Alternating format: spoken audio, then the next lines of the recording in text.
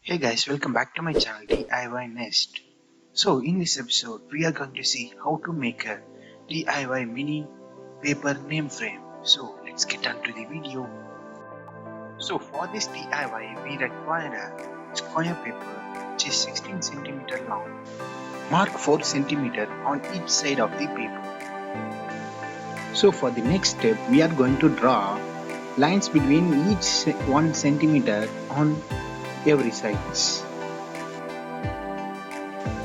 So next we are going to remove the unwanted parts.